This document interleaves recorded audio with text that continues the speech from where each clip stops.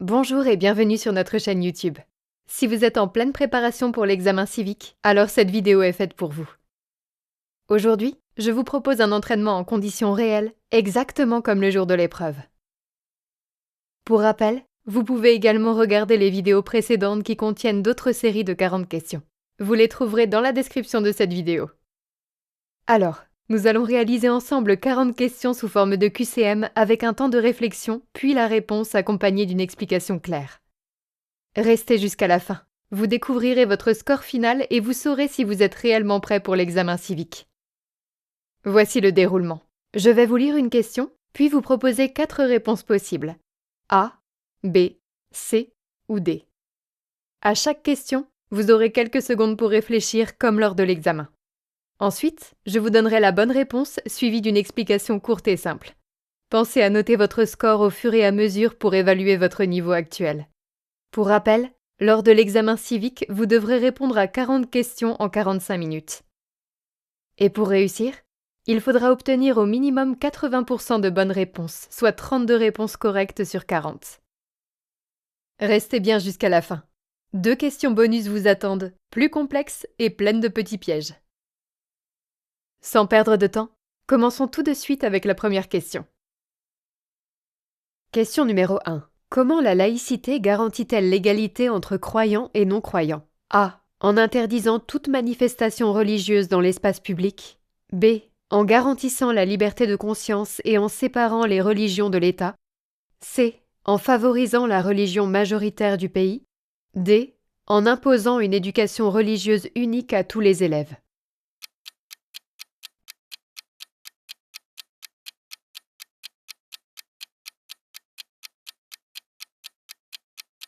La bonne réponse? B. En garantissant la liberté de conscience et en séparant les religions de l'État. Explication. La laïcité assure l'égalité en protégeant la liberté de conscience sans privilégier ni imposer une religion. Question numéro 2. Quel principe faut-il respecter lors d'une manifestation pour garantir la sécurité? A. Ignorer les consignes des autorités. B. Respecter les règles et consignes de sécurité. C. Utiliser la violence en cas de désaccord. D. Bloquer les routes sans prévenir.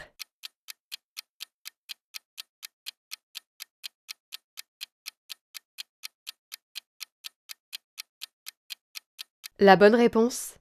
B. Respecter les règles et consignes de sécurité. Explication. Suivre les consignes permet de maintenir l'ordre et de protéger tous les participants. Question numéro 3. Que signifie le principe d'égalité devant la loi? A. Tous les citoyens ont le même droit d'accès à la justice. B. Toutes les lois doivent être votées par le Parlement. C. Chaque personne est jugée selon sa situation personnelle. D. Tous les citoyens sont soumis aux mêmes lois.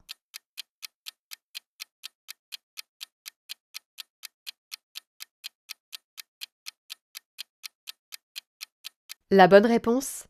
D. Tous les citoyens sont soumis aux mêmes lois. Explication. L'égalité devant la loi signifie que les mêmes règles s'appliquent à tous, sans traitement discriminatoire. Question numéro 4. Quel est le rôle de la liberté d'association dans une société républicaine? A. Permettre à chacun de défendre ses intérêts avec d'autres. B. Interdire toute organisation collective. C. Favoriser la censure des opinions opposées. D. Limiter la participation à la vie politique.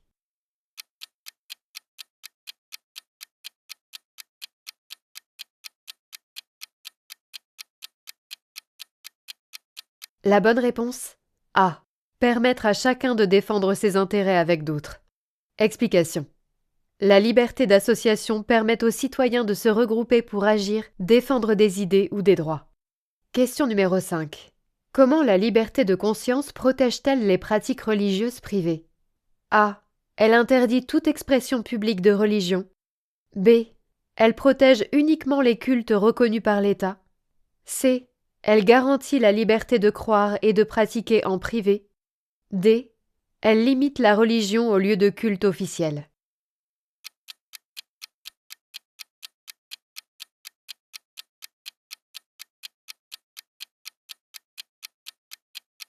La bonne réponse?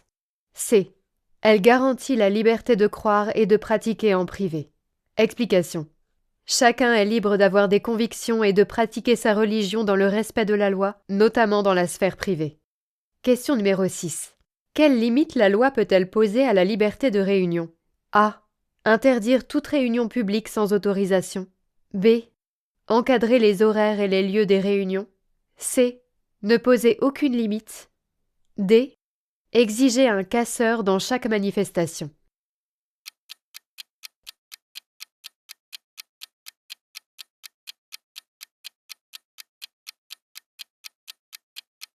La bonne réponse? B. Encadrer les horaires et les lieux des réunions. Explication. Pour protéger l'ordre public, la loi peut fixer des règles sur le lieu, l'heure et les conditions d'une réunion. Question numéro 7. Quel comportement est interdit face à un symbole républicain dans un lieu public? A. Dégrader ou profaner le symbole. B. Saluer respectueusement le symbole. C. Observer le symbole en silence. D. Expliquer la signification du symbole.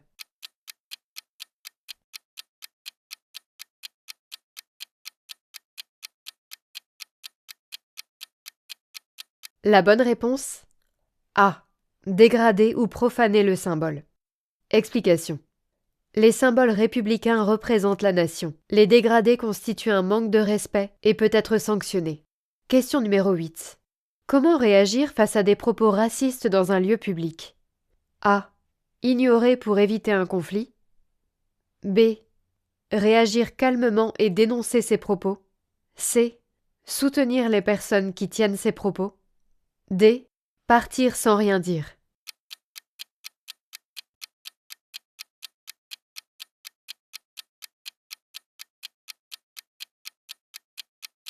La bonne réponse? B. Réagir calmement et dénoncer ces propos. Explication. Dénoncer avec calme aide à défendre le respect et l'égalité sans aggraver la situation. Question numéro 9. Quelles sont les limites du pouvoir du président en matière législative? A. Il peut dissoudre l'Assemblée nationale sans limite. B. Il ne peut pas initier de loi, seulement promulguer. C. Son action est encadrée par le contrôle et le vote du Parlement. D. Il peut voter les lois sans consultation.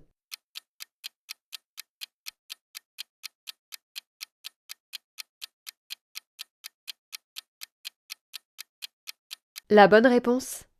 C. Son action est encadrée par le contrôle et le vote du Parlement. Explication. Même si le président a un rôle institutionnel important, l'adoption des lois dépend du Parlement, ce qui limite son pouvoir. Question numéro 10. Quel est le rôle du gouvernement dans la préparation du budget de l'État? A. Valider le budget final adopté par le Parlement. B. Préparer et présenter le projet de loi de finances. C. Contrôler les comptes des collectivités locales. D. Fixer toutes les dépenses publiques sans contrôle.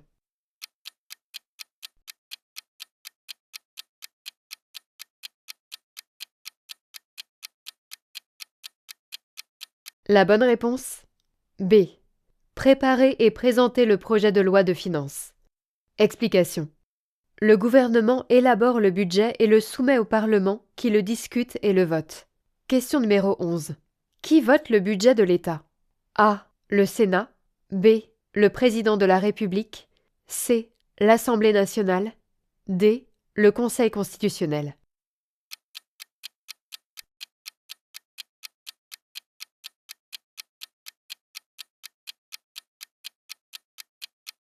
La bonne réponse? C. L'Assemblée nationale. Explication. Le vote du budget relève du Parlement avec un rôle central de l'Assemblée nationale. Question numéro 12. Quel contrôle le Parlement exerce-t-il sur les dépenses publiques? A. Il vote le budget et contrôle son exécution. B. Il décide seul de toutes les dépenses. C. Il vérifie uniquement les salaires des fonctionnaires. D. Il fixe les taux d'imposition sans débat.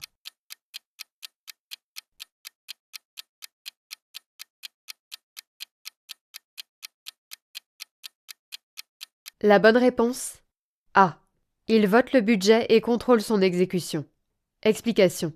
Le Parlement autorise les dépenses via le budget et vérifie ensuite comment l'argent public est utilisé. Question numéro 13. Que signifie l'immunité parlementaire pour un député ou un sénateur? A. Une protection contre toute enquête judiciaire. B. Une immunité totale en toutes circonstances. C. Une protection liée aux opinions et votes dans l'exercice du mandat. D. Un droit de modifier la loi sans contrôle.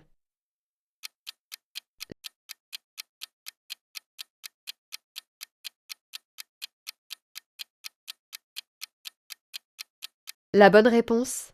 C. Une protection liée aux opinions et votes dans l'exercice du mandat. Explication. Elle protège la liberté de parole et d'action des parlementaires dans leur mission pour garantir un débat démocratique. Question numéro 14. Quel est le rôle du maire concernant la sécurité publique dans sa commune? A. Assurer la police municipale et la sécurité dans la commune. B. Diriger la police nationale au niveau national. C. Contrôler les tribunaux de la commune. D. Commander les pompiers départementaux.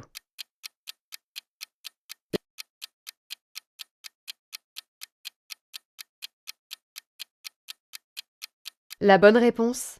A. Assurer la police municipale et la sécurité dans la commune. Explication. Le maire prend des mesures pour l'ordre public local, notamment via la police municipale. Question numéro 15. Que faire pour contester une décision administrative? A. Saisir le tribunal administratif. B. Écrire au président de la République. C. Protester devant la mairie. D. Contacter la police nationale.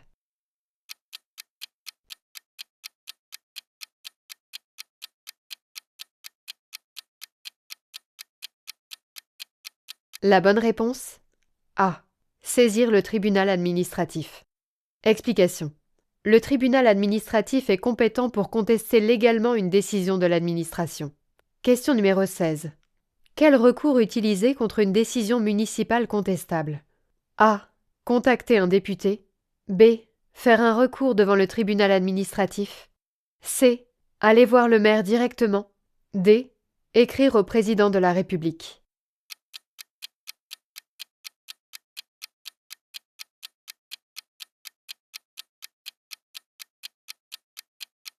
La bonne réponse? B. Faire un recours devant le tribunal administratif. Explication. Le recours administratif permet de vérifier la légalité d'une décision prise par une mairie. Question numéro 17. Dans quel cas la liberté d'expression peut-elle être limitée pour protéger la sécurité publique? A. Lors d'un discours appelant à la violence. B. Pendant une campagne politique pacifique. C. Lors d'un débat artistique. D. Lors d'une manifestation culturelle pacifique.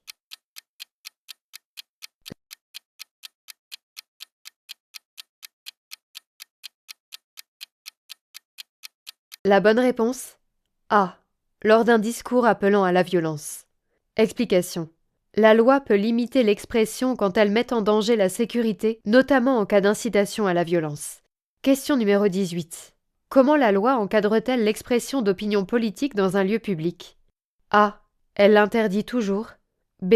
Elle autorise tout sans limite. C. Elle doit respecter l'ordre public et peut nécessiter une autorisation. D. Elle n'est possible qu'en privé.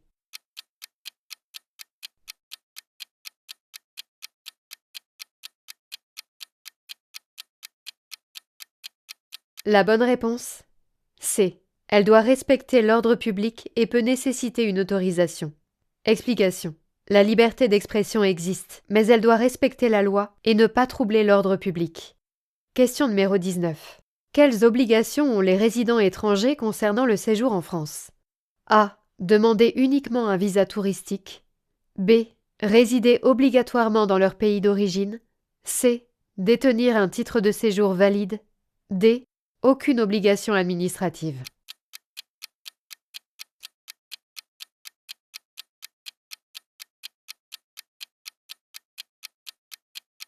La bonne réponse? C. Détenir un titre de séjour valide. Explication. Un titre de séjour en cours de validité est nécessaire pour séjourner légalement en France.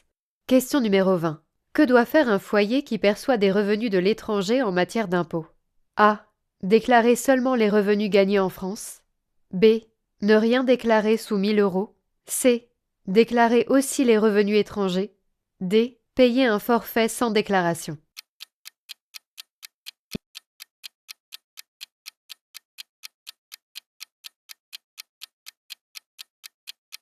La bonne réponse, C. Déclarer aussi les revenus étrangers. Explication. En règle générale, les revenus mondiaux doivent être déclarés, y compris ceux perçus à l'étranger. Avant de passer à la suite, je tiens à attirer votre attention sur un point essentiel. Les questions que vous venez de faire correspondent bien au format du QCM de l'examen civique. Cependant, dans l'épreuve officielle, les questions peuvent être présentées de nombreuses manières différentes. Même thème mais avec formulation variée, pièges, réponses proches, et c'est précisément ce qui surprend beaucoup de candidats le jour J. Pour vous éviter ça, nous avons préparé un support complet et un guide des 500 questions de l'examen civique. Il regroupe les questions les plus importantes selon le programme officiel avec des réponses détaillées. L'objectif est simple. Si vous maîtrisez ces 500 questions, vous mettez toutes les chances de votre côté pour réussir l'examen sereinement. Vous trouverez le guide directement via le lien dans la description de cette vidéo. Et maintenant, on continue l'examen. Question numéro 21. Que signifie la responsabilité collective en cas de dégradation d'un bâtiment public? A. Chaque responsable est puni séparément sans lien. B. Les responsables doivent réparer ensemble les dommages. C. Le maire décide seul de la réparation. D. L'État répare seul automatiquement.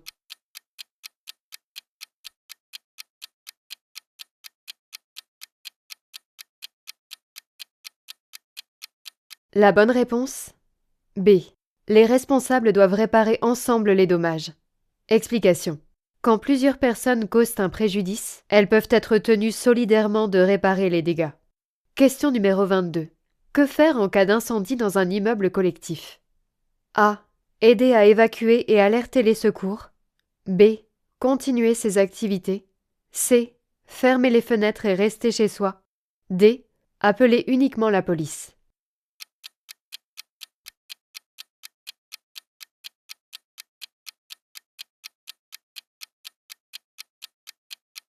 La bonne réponse? A. Aider à évacuer et alerter les secours. Explication. La priorité est la sécurité. Évacuer, prévenir les secours et faciliter l'intervention. Question numéro 23. Quelles règles s'appliquent à l'affichage public et quelles interdictions existent? A. Respect de l'ordre public et interdiction des messages incitant à la haine. B. Affichage libre sans aucune règle. C. Seule la publicité commerciale est encadrée. D. Autorisation du maire obligatoire dans tous les cas.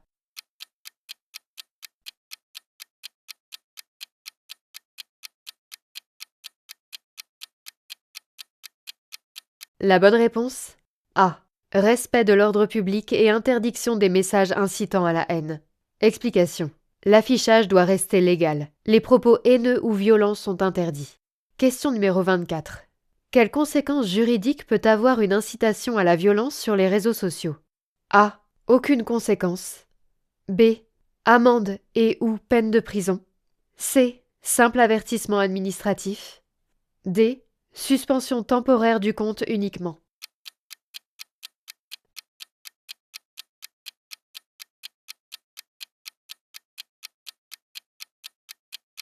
La bonne réponse? B. Amende et ou peine de prison. Explication. L'incitation à la violence est une infraction. Elle peut être sanctionnée pénalement. Question numéro 25. Quelle est l'origine et l'importance des régions viticoles comme Bordeaux? A. Origine gauloise, symbole uniquement culturel. B. Origine romaine, richesse culturelle et économique. C. Origine médiévale liée au roi. D. Origine moderne surtout pour l'export.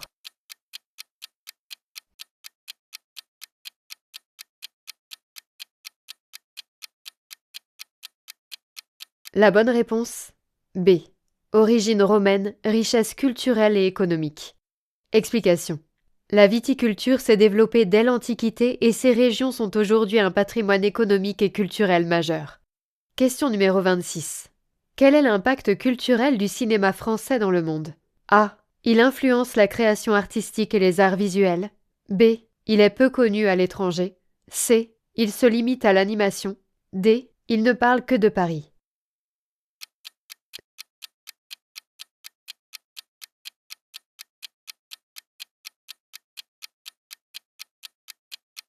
La bonne réponse A. Il influence la création artistique et les arts visuels. Explication. Le cinéma français a une influence internationale par ses styles, ses auteurs et sa créativité. Question numéro 27. Quel rôle joue la gastronomie dans l'identité culturelle française? A. Elle reflète la diversité des régions françaises. B. Elle se limite à la cuisine parisienne.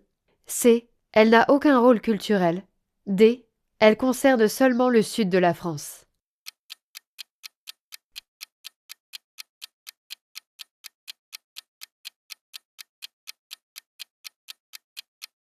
La bonne réponse A. Elle reflète la diversité des régions françaises. Explication. La cuisine française varie selon les régions et fait partie du patrimoine culturel et du savoir-vivre. Question numéro 28. Quel est l'apport d'auteurs classiques comme Victor Hugo à la littérature française? A. Ils ont surtout lancé des révolutions politiques. B. Ils ont enrichi la langue et transmis des valeurs culturelles. C. Ils ont seulement copié des styles étrangers. D. Ils ont limité la diversité littéraire.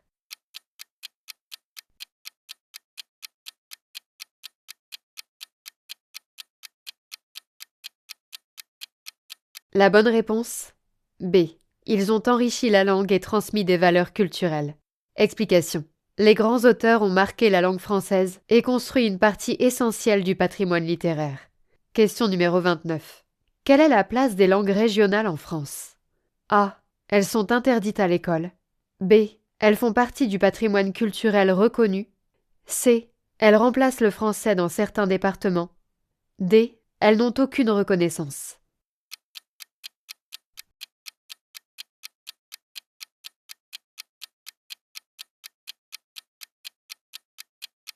La bonne réponse B. Elles font partie du patrimoine culturel reconnu. Explication. Les langues régionales représentent une diversité culturelle à préserver en complément de la langue française. Question numéro 30. Quel rôle la rue et la place publique ont-elles joué dans les révolutions françaises? A. Espace de rassemblement et de mobilisation populaire. B. Quartier réservé à la noblesse. C. Zone commerciale fermée. D. Lieu religieux réservé aux cérémonies.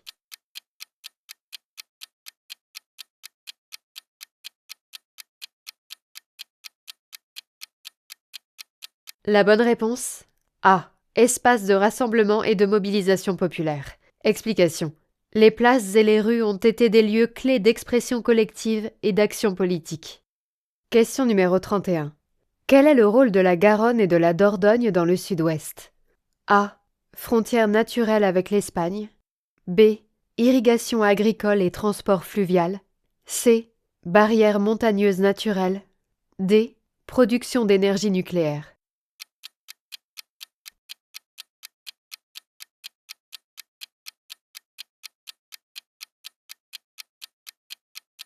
La bonne réponse B. Irrigation agricole et transport fluvial. Explication. Ces fleuves soutiennent l'agriculture et ont longtemps facilité les échanges et le transport des marchandises. Question numéro 32. Quel massif montagneux se situe à l'est de la France et abrite le Mont Blanc? A. Les Alpes. B. Le Massif central. C. Le Jura. D. Les Vosges.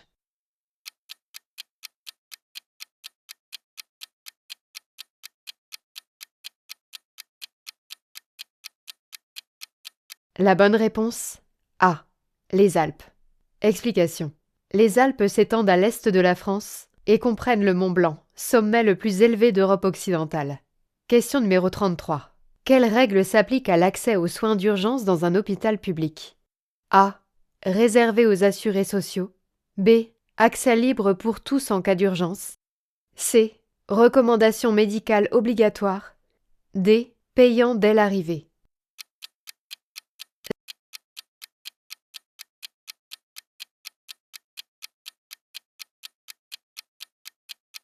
La bonne réponse B.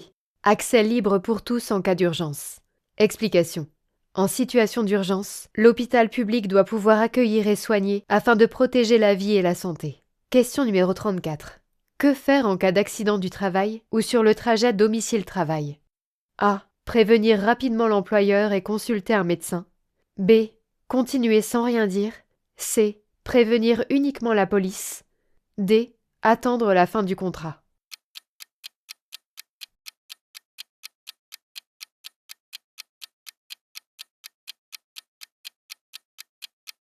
La bonne réponse: A. Prévenir rapidement l'employeur et consulter un médecin. Explication. Déclarer l'accident rapidement permet une prise en charge médicale et administrative correcte. Question numéro 35. Quel droit à l'association toute personne possède-t-elle dans la vie locale? A. Créer ou rejoindre librement une association. B. Réservé uniquement aux majeurs. C. Nécessite une autorisation préfectorale. D. L'État choisit les membres.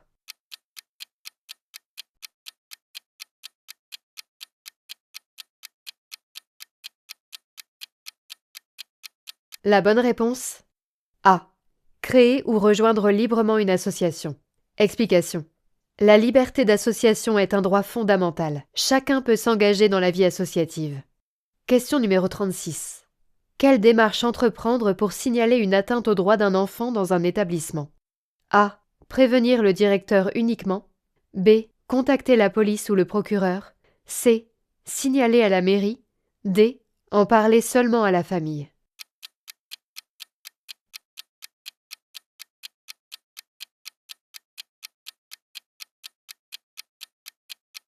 La bonne réponse: B.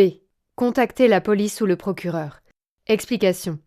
En cas de fait grave concernant un enfant, un signalement officiel permet d'ouvrir une procédure de protection.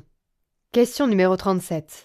Que faut-il retenir sur l'alcool dans les lieux publics et la sécurité? A. Cela peut augmenter le risque d'incident. B. C'est toujours autorisé sans limite. C. Cela améliore la sécurité. D. Cela n'a aucun impact.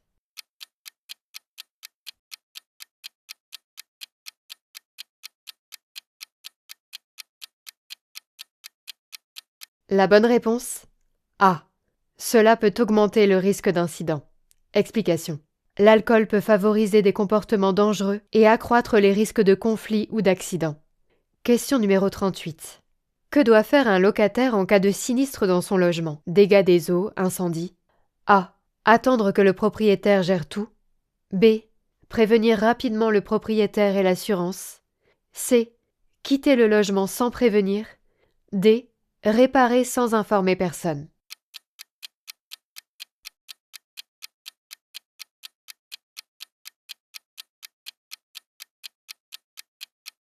La bonne réponse: B. Prévenir rapidement le propriétaire et l'assurance. Explication. Déclarer vite le sinistre permet de limiter les dégâts et d'activer les démarches d'assurance. Question numéro 39. Quelles règles s'appliquent à la mixité et à l'égalité des chances dans les activités scolaires? A. Garantir l'égalité filles-garçons dans toutes les activités. B. Favoriser les sports pour les garçons uniquement. C. Laisser le choix uniquement aux parents. D. Séparer les activités selon le genre.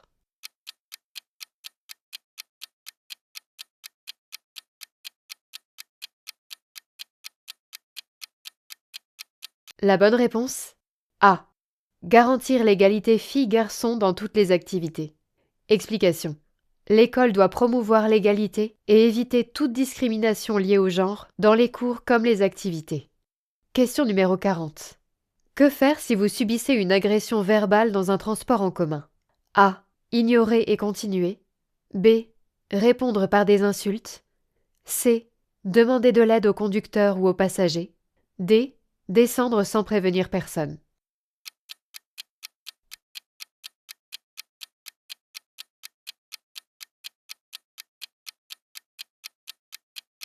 La bonne réponse: C. Demander de l'aide au conducteur ou aux passagers. Explication. Demander de l'aide permet de réagir rapidement et de renforcer votre sécurité sans aggraver la situation. Et maintenant, passons aux 2 questions bonus. Question bonus numéro 1. Quelles obligations ont les autorités pour garantir la neutralité dans les services publics? A. Imposer la même religion dans les administrations publiques. B. Assurer l'impartialité et la neutralité politique et religieuse. C. Favoriser les partis politiques dans les services publics. D. Autoriser les manifestations politiques dans les services publics.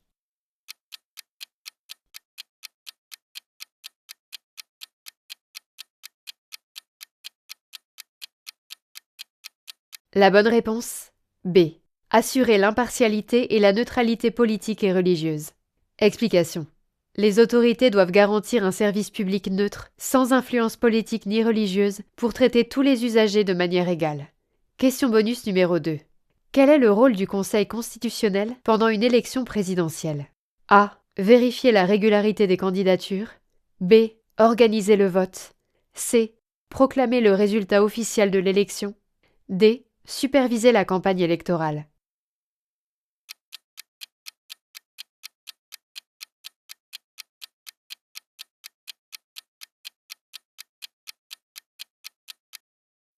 La bonne réponse A.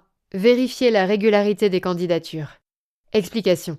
Le Conseil constitutionnel contrôle que les candidatures respectent les règles et conditions prévues. Bravo d'être allé jusqu'au bout des 40 questions. Prenez quelques secondes pour compter vos bonnes réponses et situer votre niveau. Si votre score est entre 30 et 40 bonnes réponses, excellent. Vous êtes clairement prêt ou prête pour l'examen civique 2026. Entre 20 et 29, c'est bien. Mais continuez à vous entraîner pour être totalement à l'aise. Moins de 20? Ne vous inquiétez pas, c'est normal au début. Refaites cette vidéo plusieurs fois et vous allez progresser rapidement. Écrivez votre résultat en commentaire. Je réponds personnellement à chacun et chacune. Et surtout, pensez à enregistrer cette vidéo pour la revoir régulièrement et vous abonner sur cette chaîne parce que les prochaines vidéos contiendront de nouvelles séries de questions, des examens blancs et des explications officielles.